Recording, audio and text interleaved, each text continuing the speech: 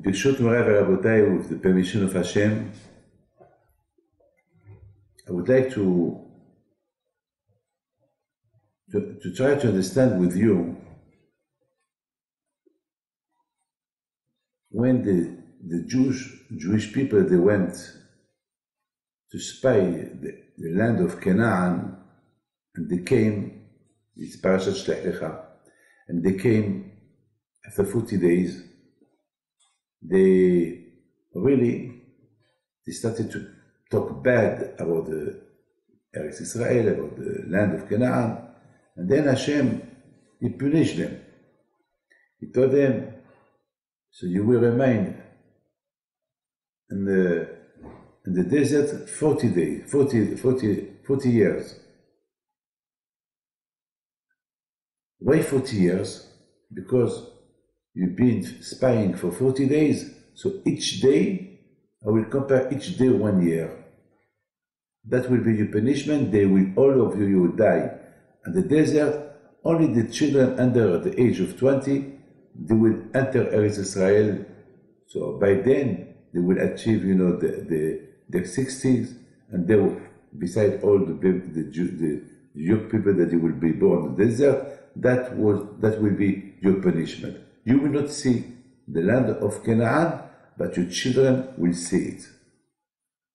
But the Midrash said that the women, they were not punished. The women, they enter Eretz Canaan. Why did it not be punished? Because they were against the idea of their husbands. They said, no, we have nothing to do here. We must go. And because they spoke good about Eretz Israel, so Hashem did not punish them. So the question is, from where they got that strength? The woman. From where? From where they had this strength to deceive? All men are crying, and they are worried to go to Eretz Canaan because the spies, they spoke so bad about Eretz Canaan, so the Jews, they decided to go back to Egypt. They didn't want to carry on.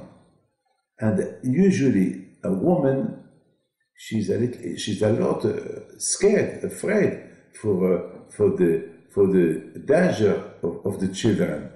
And here, they did not feel the danger. They said, no, we have nothing to do here. We have nothing to do in Egypt. We have to go. If Hashem protects us already from Egypt and during 1 year that we've been in the desert, so we have to carry on. And the husband will fight into their wives, and at the end, all of them were punished, except the woman. So my question is, from where the woman got this strength to resist the temptation, not to talk as well bad about the land of Canaan, and then to listen to the husband. Yes, you're right. We have nothing to do in Eretz Canaan. I mean, I know a lot of times the women, they panic quick. And here, you see millions of people crying, and they're not panicking. They want to go. From where the strength came? My friend, I would like to tell you, when Hashem created Chava, the Torah said, Vayiben, that Hashem, he built. I mean, you cannot build a woman. You create a woman. What? So the question is, why, the Gemara asks a question, why the Torah used the word, and Hashem built a woman? I mean, it's not building a woman. And the Gemara said, what does it mean? Vayiben, bina itera natal. Hashem, he give to the woman, when he created Chava, extra intelligence, from the word bina. Chochma bina bada'at. Extra intelligent.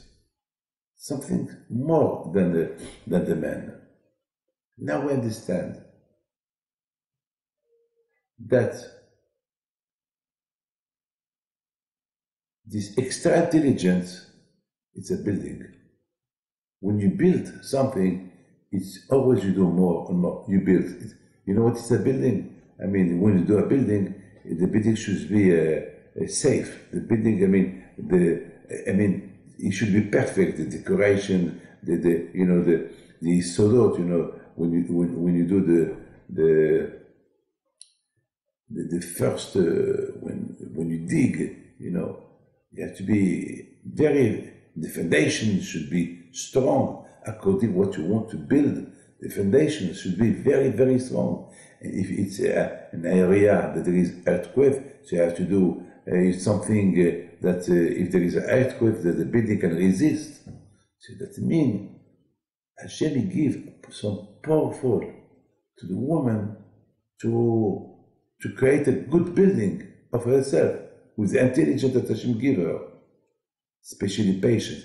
That's why Hashem gives that to the woman, because Hashem saw that the woman, she needs a lot of patience, especially when she's pregnant, especially that all the time she's home, she has to take care of the children, she has to take care of the house, she has to take care of the husband. She always, she's building. Like Shlomo HaMelech said, Isha Kshara Banta Beta, a kosher woman, she built her home. Banta. You say Banta, Vayiben Banta, creating. I mean, she must use all the intelligence that Hashem give her. The Midrash said, when the women were in Egypt, the Gemara said, Bizchut Nashim Tzadkaniyot, with the merit of the woman that they were tzaddikim, Hashem delivered the Jews from Egypt. We never saw that our rabbis mentioned with the zechut of the men that they were tzaddikim, Hashem delivered them from Egypt. Only a woman. Why? Because the women in Egypt as well, they were slaves like the men. They suffered. The Egyptian, they did not give time for a woman to rest. The same way that really they suffered the man, they suffered the woman too.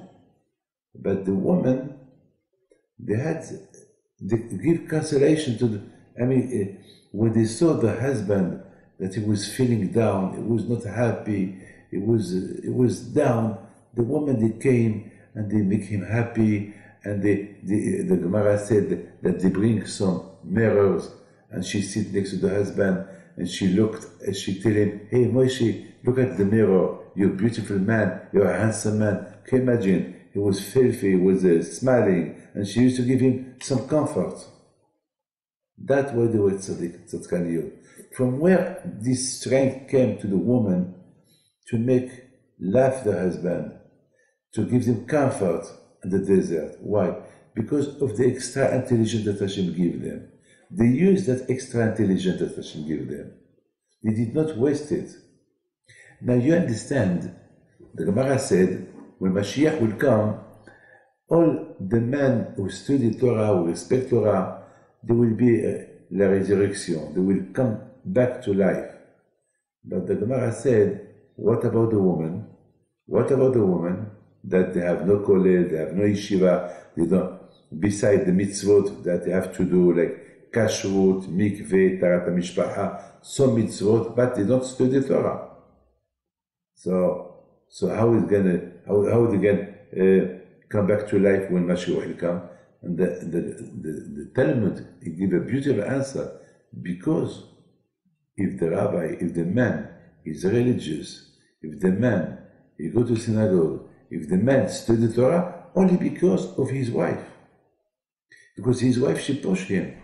And because he has freedom, he's more free to do Torah mitzvot, because the woman, she take care of the children. I would like just to tell you something. If my wife, she would not let me traveling and open yeshivot, I will have nothing today. I will have nothing today. Just imagine all those rabbis that you have in the world. If their wives, they will not let them study Torah, and the yeshiva, and the kollel, and sitting in the Beit HaMikdash reading Torah day and night, there'll be no Torah. And because of this, or even people that work all day, when they come back home, exhausted, tired, in the evening, he will ask his wife, can I go to synagogue? Yes, of course, he will not tell him no. So she helped him to the religion. She helped him to eat kosher in the home. So because of this, she will come back to life when Mashiach will come. And because all this is the koach that Hashem gives to the woman, this extra intelligent, she understands more. I promise you, a lot of times I receive women, religious women, they have 10, 12 children. What they ask me, what the blessing she asks me, I want a bracha that my husband would be a good tzaddik, a good Talmid Chacham. I want my children to follow Torah mitzvot. It's amazing. So that means because of her, the husband is studied Torah. Because of her, the husband do Torah mitzvot. Because of her, the children are growing generations of generations. So how they will not have the zechut, the merit to have to come to life when Mashiach will come? Of course, yes. Of course, yes. Of course. My friend, there is a beautiful story about Rav Shach. Rav Shach, alav shalom, he said that one day, when he said how much he owed to his mother, and he said that she sent him during the war, the First World War, and the route, they were in danger, and she sent him to the yeshiva. Even that she knew that his life could be in danger, she told him, if you don't go to the yeshiva, you will be more in danger. So go to the yeshiva. If it's danger, maybe the zechut of the Torah will protect you. And Rav Shach, he lived 107 years. And he said, with the zechut of my mother, I am here today. And my mother, she was a widow. And she gives the education to the children on her own. And he said one day, it was snowing, and we were poor in the house, very poor family. And my mother, she had 7 children or 6, and she had to take them to the school, but she only had one coat. So what she did, she put the coat of one, she took him to the school, to the Beit HaMidrash, she came back with the coat, she put it to the other one, she went, and then she came back, and there was 1 meter of snow. She did 7 times, going back. Can you imagine, my friend? That was the mother. That's the way she educated children. So this is what Shlomo HaMelech, the King Shlomo said, Isha kshera banta beta. Hashem give an extra intelligence to the woman. With this extra intelligence, she can rule, make good rules in the house. She can build generations of Judaism, kosher generations. And that, from here, we see the strength that the woman had in Egypt. Now we understand that in the desert, that's why we call them Nashim Tzadkaniyot, because they used their intelligence only for the good things, not for the bad things. There's a lot of women there. All women are intelligent. But unfortunately, the intelligence is not to have a good house, a beautiful villa, the nicest house, the nicest decoration. What about religion? Yes. Oh, people, she will invent beautiful decoration for the house. And people will come to the house for the inauguration of the house. They will be amazed. Wow, what a beautiful house. Oh, yeah. What about the family? What about after? What about the generation to come? What about the Judaism? People don't think, what about, only today. What about after?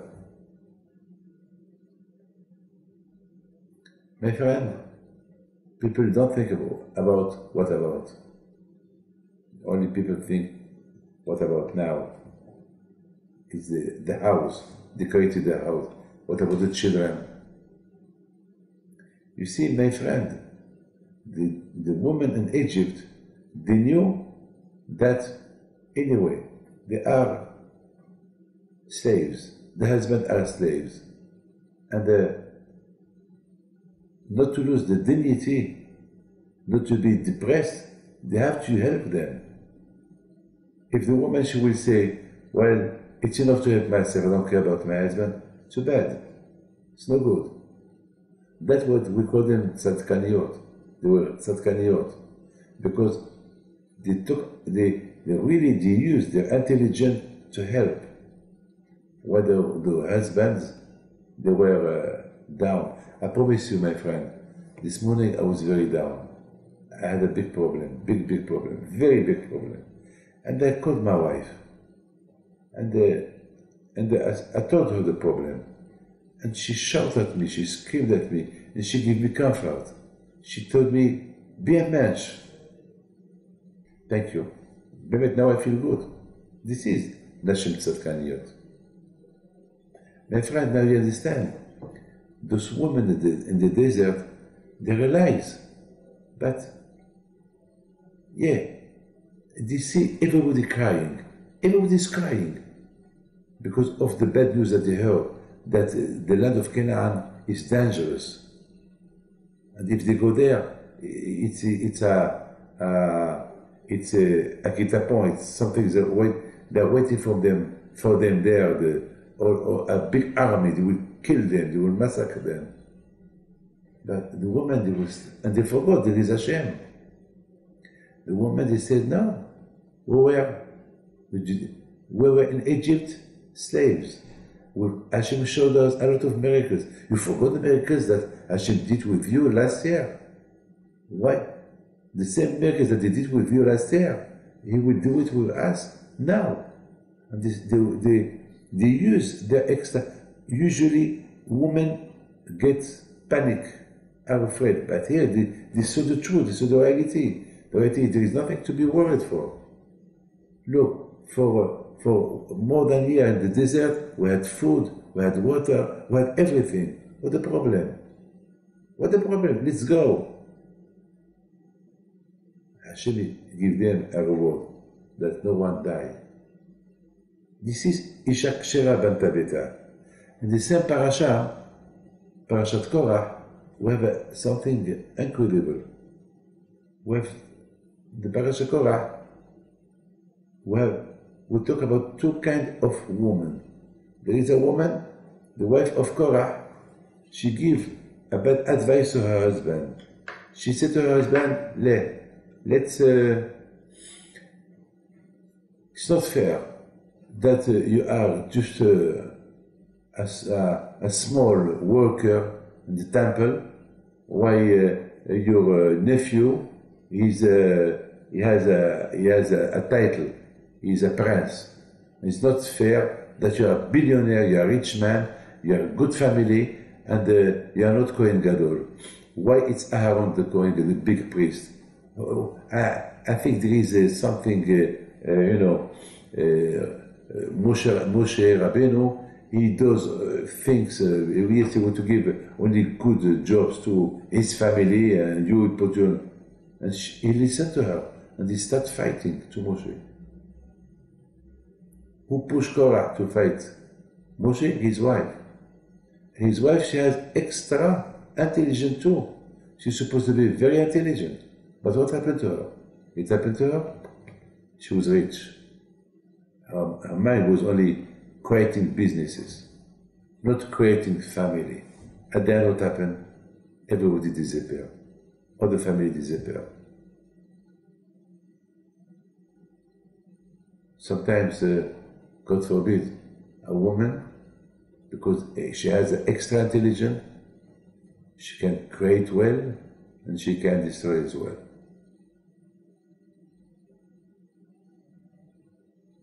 So, but thanks God, most of the women, maybe all of the women, they use their intelligence for the good things. My friend, In the same parasha, we talk about On ben Pelet, his wife. His wife, she said to On, "Hey, my dear husband, why you fight Moshe?" He said, "Because I am in the group with Korah."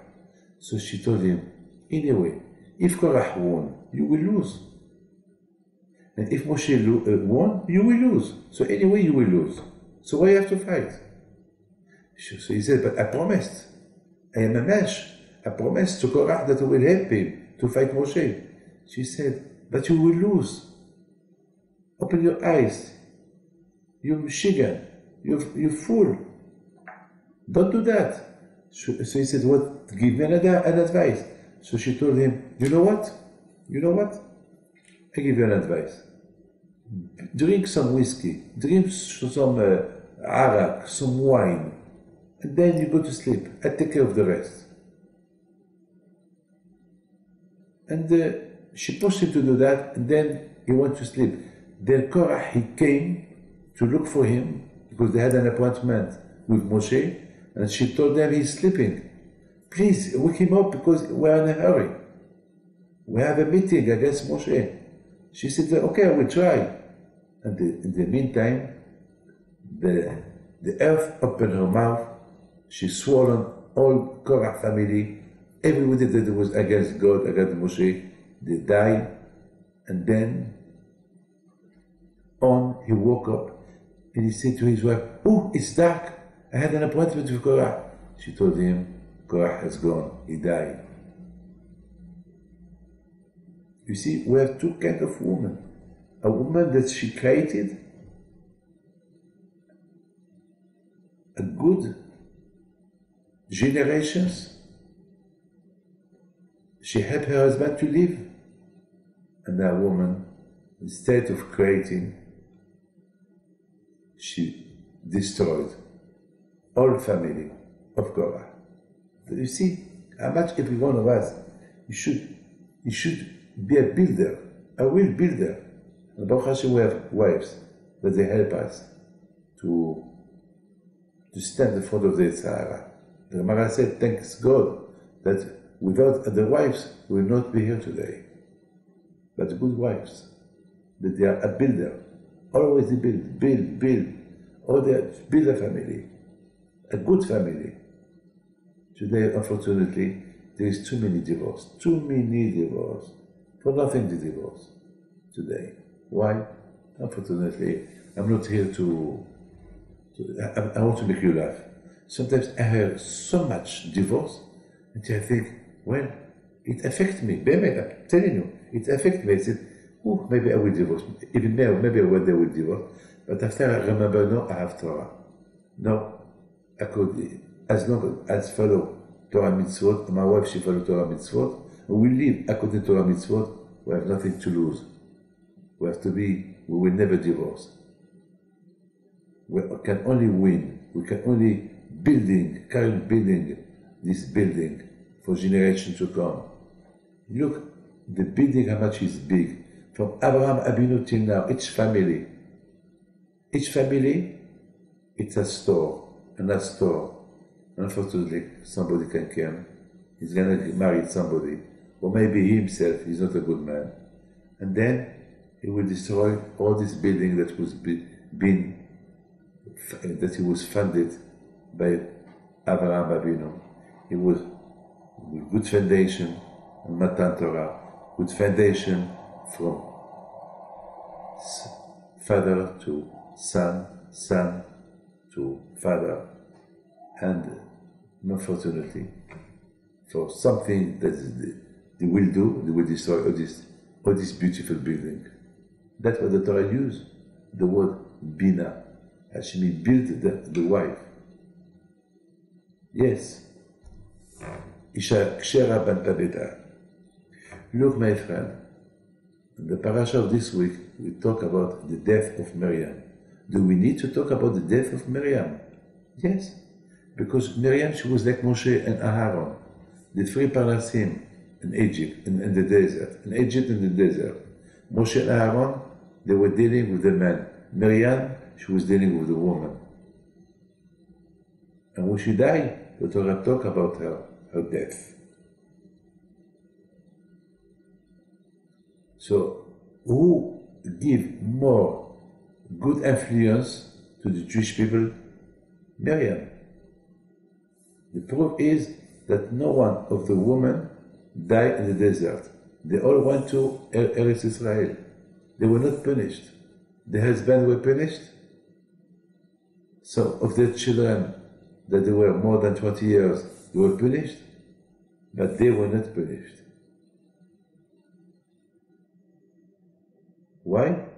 Because Isha Kshera Bant Abida, because they build themselves well. And they understand what is good for the family, what is not good for the family. Look, Ruth, you have two sisters, Ruth Ruth that she was not Jewish, and her sister. Both of them, they were with Naomi. One, she built her life to remain Moavia, and one, she built her life to be a Jewish. What happened between both of them? From Orpah, she had only bad children, fighters, that they only killed. And from Ruth, she had David family, Shlomo HaMelech, till Mashiach. It's up. Look, the two of them, Orpah and Ruth, they had one teacher, Naomi. But each one, the way he understood. One he understood that the only way to be like Naomi is just to follow Naomi.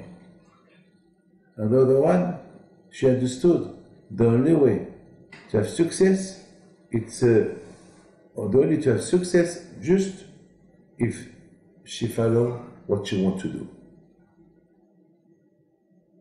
She don't want a teacher. And unfortunately, I know a lot of people that they believe in rabbis, and they will go to see the rabbis all the time they need them, but they will not learn from them to be a good Jew. They want only to take the advantage, all what they need from them. That's it. And that was Orpah. Orpah, she learned from Naomi only what it suit her. What it's not suit her, she will not learn. But Ruth, no. Ruth, she learned from Naomi to be like Naomi, a builder, a Jewish builder.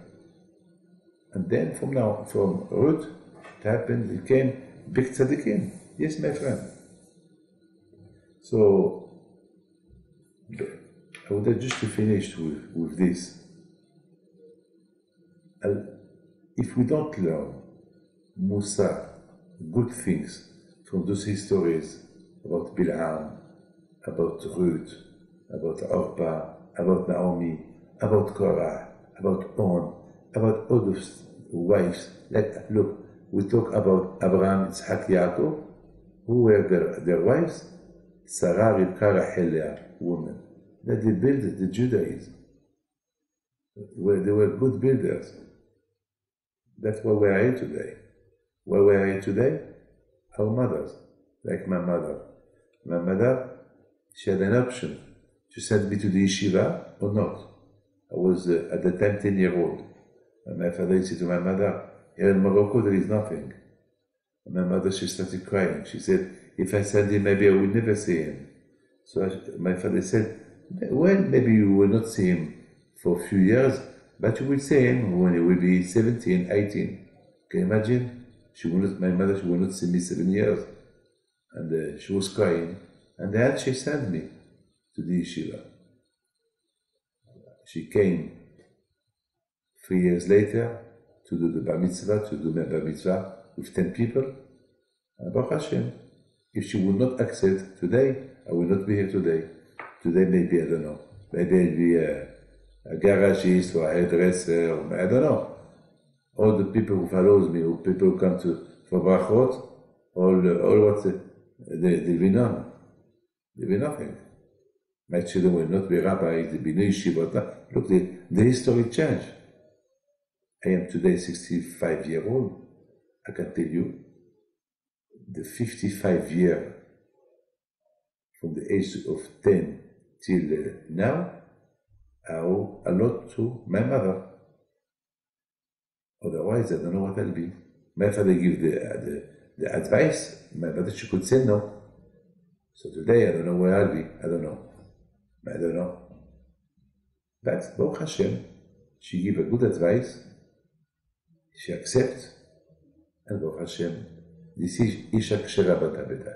I wish you, all of you, I don't ask you to be like me, at least.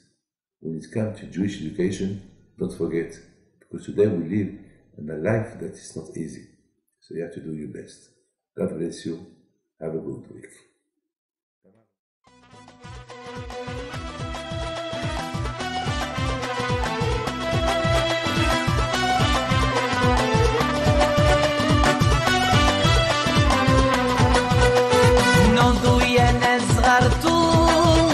على ربيع حيم بنتو وقف لنا زي